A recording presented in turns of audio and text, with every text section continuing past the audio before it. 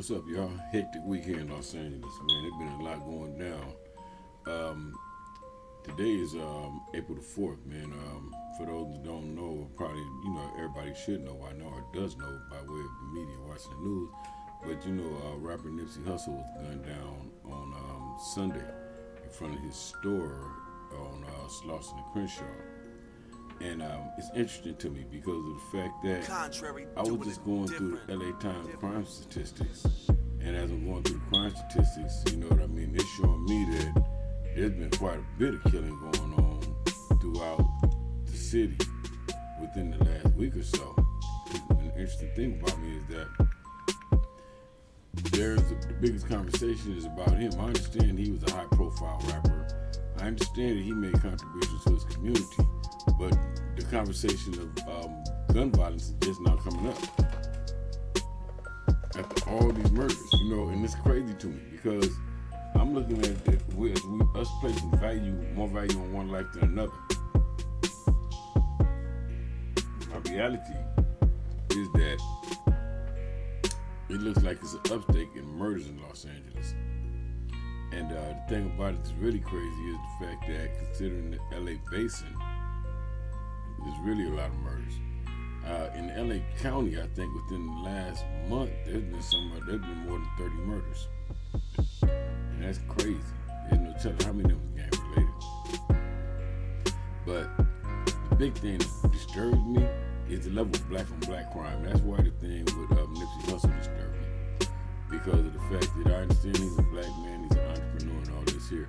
You know what I mean? And that's the devastation of this here was the fact that he's a contributor to his community. And now it's a loss because of the fact that he's not there to make those contributions to the community comes from anymore. But the bigger picture is that he was killed by another black man. And the thing about that is this here. We ourselves as black men, we are the most hunted, we are the most hated, and we are the most wanted. And it's even worse because we're hunted and hated and wanted by each other more than anyone else. So it's a crazy thing because of the fact that I don't know how we place value on each other. I hear about self-hatred, and I understand it. Somewhere through here, as you guys listen to me, if I haven't already discussed it, you hear me discuss the Willie Lynch letter. Now, Willie Lynch had a system that made black people hate each other. But the interesting thing about it is, too, we're confused. And what makes us confused is sometimes we don't want to acknowledge the fact that it's us killing us.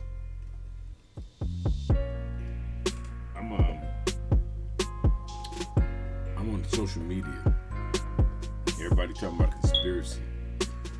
Everybody saying Nipsey Hussle was killed through some conspiracy. All in all, when the news came down to it, made greater determination. It was one of his own homeboys that killed him. They had a falling out, a misunderstanding. There was something said.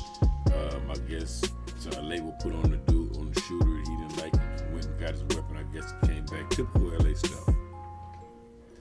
But the thing about it that's disturbing is, when does it stop? Us as black people, man, we gotta look in the mirror. And when you look in the mirror, man, you gotta start loving that person that's in front of you. And when you start loving that person that's in front of you, then you can reflect and project that same love to everybody that looks like you. It's hard, man. It's really hard. It's hard being black. And I mean that. And when I say it's hard being black, I mean, man, the biggest threat in the world that I see is another black man. In my world, I do my best to try to express love and to try to appreciate each and every black man for who they are. Because I try to look at each black man like myself. As I think and as I progress in my thinking, I have to look at the distrust that we have among each other and for each other. I have to look at the disregard that we have among each other and for each other. And I think it's a goddamn shame. It's hard being black, man. It's hard being black because 9 times out of 10, I'll be killed by another black man. It's hard being black because 9 times out of 10, it's a greater probability of a black person committing physical harm to me than anyone else. We got to start taking responsibility for this shit. We have to stand and we have to start being accountable for ourselves. We got to teach this shit at home. Because we raise these kids and make them think that they're born to be niggas when they not. They're born to be men. We got to stop listening to this bullshit ass music. This makes us feel that we real niggas and start trying to be real men. And I'm not bullshitting you. I'm telling you the honest to God motherfucking truth. And it's so funny to me. You see, I was the gang intervention worker for 3 years. I worked for the Los Angeles Mayor's Office of Gang Reduction and Youth Development for 3 years in my community in West Adams, from 2015 to 2018. I myself personally, one of my tasks was I had to report to the crime scenes. I had to figure out what was going on. I had to do somewhat of a level of rumor control. I had to intervene in order to keep the violence down. I had to, you know what I mean, somewhat be a liaison between the community and the city. And this is the funny thing about that. Now, a lot of this, when you go out to these scenes, you're gonna see this as black man laying here. But when you really get to it, it's gonna be disturbing because the suspect gonna be another black man, not the police, not the Ku Klux Klan, not the skinheads, not the Nazis. And that's crazy because of the fact that I come to the determination and realization that it's really wild. But now this is a funny thing, right? And I myself personally, I find this to be somewhat of maybe an embarrassment. But when the police do something to one of us, we get all the black organizations are out the first night protesting, talking loud, on TV. You know what I mean? Everybody got something to say. I know because I done been there and I done been with them. But we get them all out here. When the police do something, if a white man do something to us, we get everybody out here protesting, talking loud. We won't change. We gonna do this here. But if it's a black man, we don't get that. Black man shoot a black man, ain't no big deal. It's just another day. It's the status quo. Now, it's a difference when we got a high-profile figure like Nipsey Hussle because he was a celebrity. He had, somewhat of a name in his community for the work that he was doing there. You see what I'm saying? But there's a statistic where there's probably about 10 more people that was killed this week. But we ain't heard a peep for none of them. So I say that because of the fact that being a black man, I mean, it disturbs me. It disturbs me because of the fact that the worst enemy on earth that sees me as an enemy ain't the Klan. It ain't the police. It's another black man. Y'all know that it's interesting. I was born in 1967.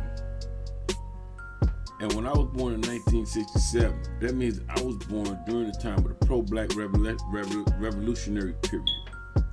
I was born during a time when the Panthers were still around. I was born not long before King was killed. When I was born, black people were still black people wearing afros with their black fist in the air. I was born at a time when we were black. You see, and I say that because we're the only people to get redefined ever so often. What do I mean by redefining? When I say redefining, I mean to say that when my grandparents were born, they were Negroes. When my daddy was born, he was colored. When I was born, I was black. When my son was born, he was African American. How the fuck do we get redefined so much? And we're the same people.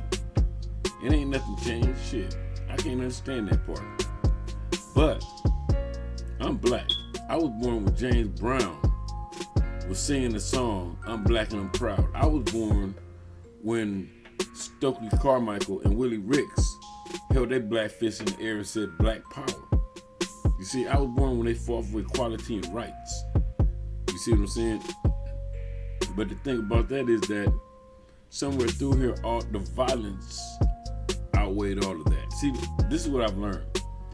I've learned that no matter what, a tablespoon of bad outweighs a ton of good.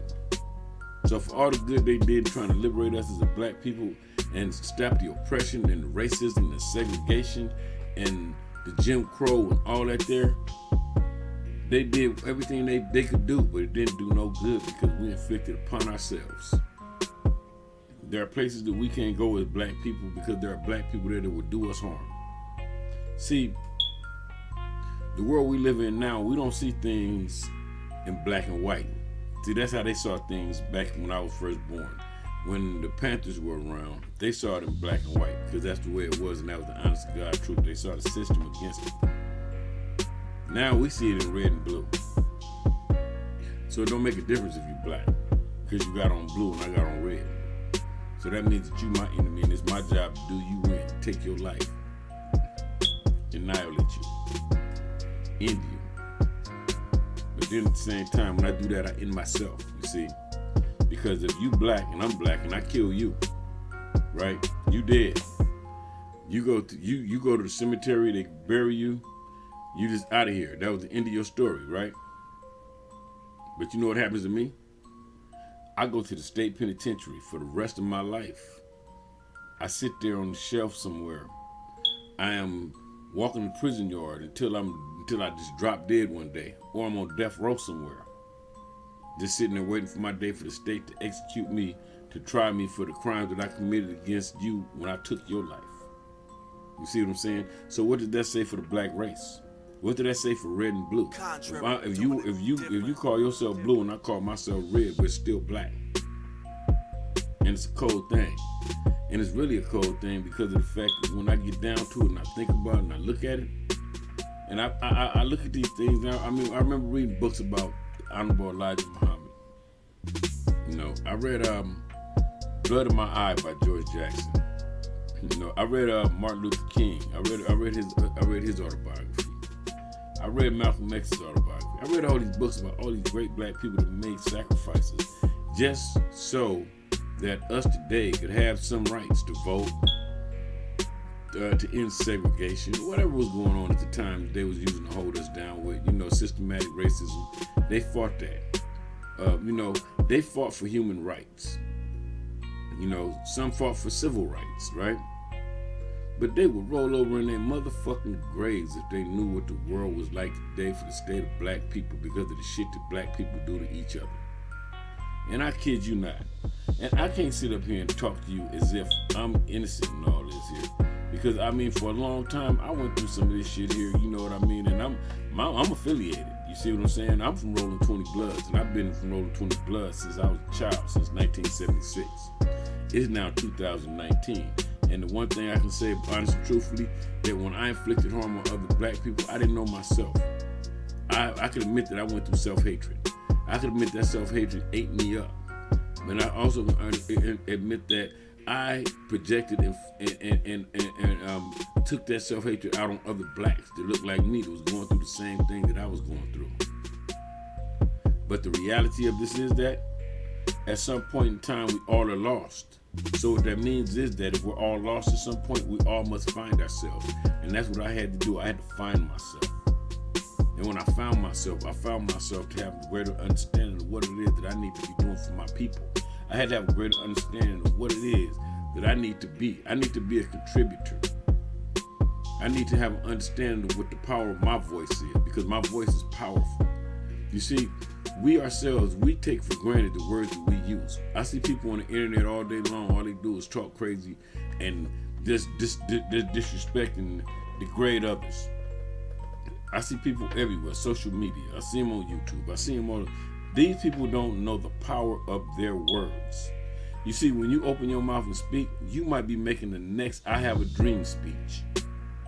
You see what I'm saying? You might be making the next great speech from the mountaintop.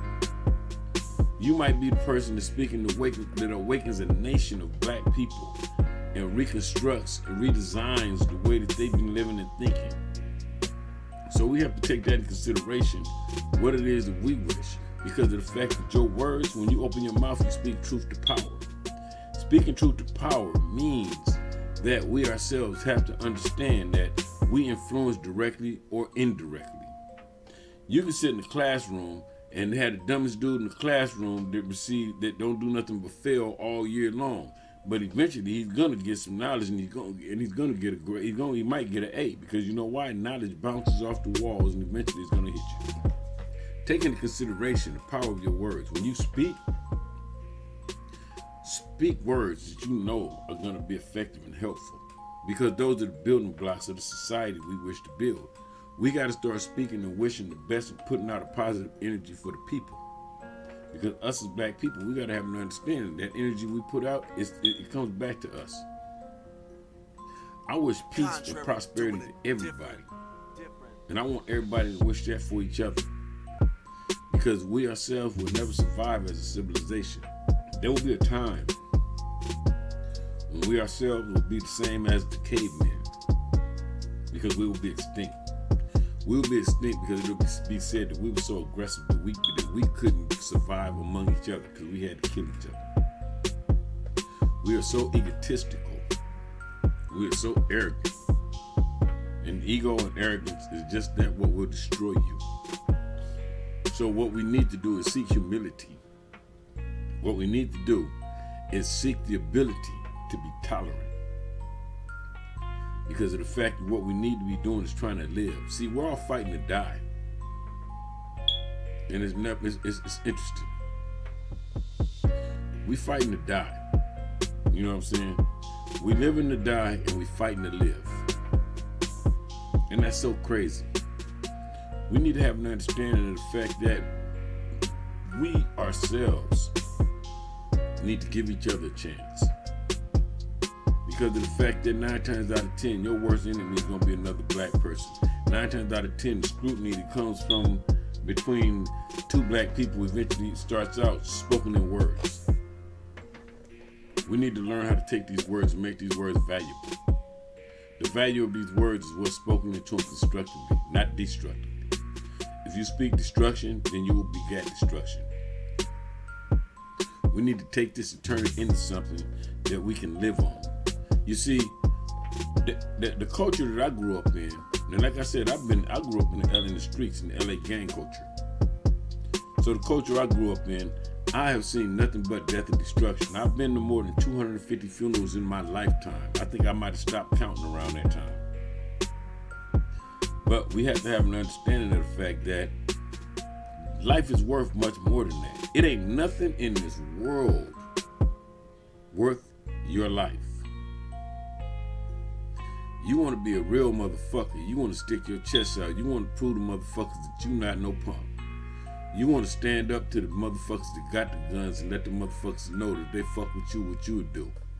But you ain't Superman. You ain't made of steel. So when a motherfucker put a gun in your face and tell you something, and you tell him what you ain't gonna do, when you sit up and talk shit about a motherfucker and he come find you with that gun and gun your ass down, and you lose your life behind some bullshit or a dumbass dispute, right? Whatever the fuck it wasn't worth your life. You see what I'm saying? Your life is valuable. Your life is so valuable that it's priceless. You can never be replaced because you might be the next great. You see, give yourself a chance. You might be the next Martin Luther King. You might be the next Malcolm X. You know, you might be the next great contributor to the society that we talk about. You might be the person that was meant to be the one. You see what I'm saying? Because of the fact that every generation there's one. So they say. I believe there's more. But you got to give yourself a chance. You know, pull your pants up. Don't walk around looking crazy with your drawers sticking out. You understand what I'm saying? Pull your pants up. Walk around like a man. Put your belt around your waist. You see what I'm saying? Respect each other. You know, just because I'm a blood and you a Crip don't mean that we gotta hate each other. I can tolerate you just as well as you can tolerate me. I can respect you just as well as you can respect me, because keeping it real, it ain't about blood and Crips, it's about realism. And real respect's real. You know, we gotta keep that in mind. We gotta take that to heart. You know what I'm saying? If I can respect you when it's me and you, then it means that I should be able to respect you when I'm with my homies, or and we see you, or if I'm with my homies and you're not there and I speak of you. Because of the fact that if me and you all right, then that means you wasn't no punk ass motherfucker and I wasn't either. So I'm not never gonna speak of you that way. You see what I'm saying? Men have to be men. And that's the greatest thing to have an understanding of. You see, understand this. The value of a black life goes a long way. The value of a black life is the seed of a tree that spawns in many branches and many more seeds fall. But to kill one black man is killing an entire generation of black people. And I will never stop saying that. Because of the fact that we have to understand this. We have to understand the realization and the power of this. We have to have an understanding and realization that the dumb shit, man, we got to find means and ways to come to terms of resolution. We got to seek solutions. Fuck the problems. I don't want to talk about the problems. I want to talk about solutions. Because of the fact that no, we talk about problems, we ain't going to do nothing but create more problems, because more problems are going to grow out of the conversation about problems. Let's talk solutions, because that way we'll have solutions that will be growing out of the conversation of solutions. See, we start thinking and brainstorming on means and ways to resolve situations. We start thinking on better ways to handle things, and that's what we got to be doing. We got to learn how to handle things in a better manner. And myself personally, I look at it like this here. We got to learn how to respect each other. When you look in the mirror, love that person you see in that mirror. Because that's you. When you look at your kids, love them kids and instill that love in them and make them love themselves. Don't let them go through identity crisis and wonder who they are. Let them know who they are. Let them know that you love them. When you see a significant other, you let your significant other know that you love them.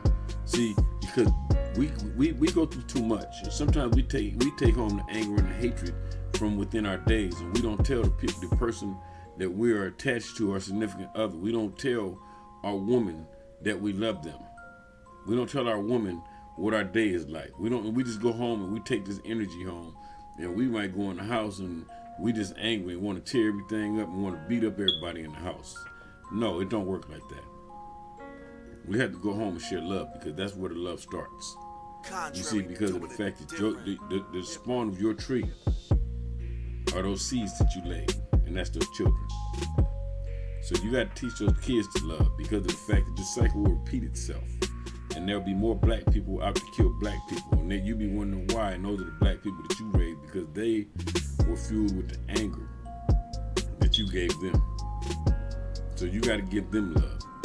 That love has to be transcended and carried on into the world, because energy works 360 degrees. It's a boomerang effect. And when that energy goes 360 degrees, it comes back to you. The more you give, the more you receive. See, when you encounter another black person, I want you to look for the best in that person. I want you to look beyond that person's faults and maybe look for their needs. Look for the best in that person. Compliment that person on what they're best at. Don't talk down on a person. Talk up. Extend your hand. Lift that person up. Grant that person the opportunity to be something more than what everybody talks down on them for. Grant that person the opportunity to be someone with a little bit of pride that has respect for themselves, because you had respect for them. That goes a long way, and they'll never let you forget it. On that note, y'all, I'm out. Health, wealth, peace, and prosperity. Y'all go out and slide over there to MaddRonald.com. Hit the speak on it link. I want you to leave your comments, your suggestions, your questions. You might hear yourself in future podcasts or my blog, because of the fact that, if I like what you got to say, I might feel everybody need to hear that. Maybe if I don't like what you got to say, I might feel everybody needs to hear that there. But like I say, we doing this for everybody, and we seeking solutions. You know what I'm saying? So we want to make it happen right. We want to look for how we can stop some of the foolishness, right? And keep this in mind, y'all, as I sign out. If you're not a part of the solution, then you might just be the problem. All right, y'all. MaddRonald out. Y'all be safe. NYPC, MaddRonald.com. Like, subscribe, and share.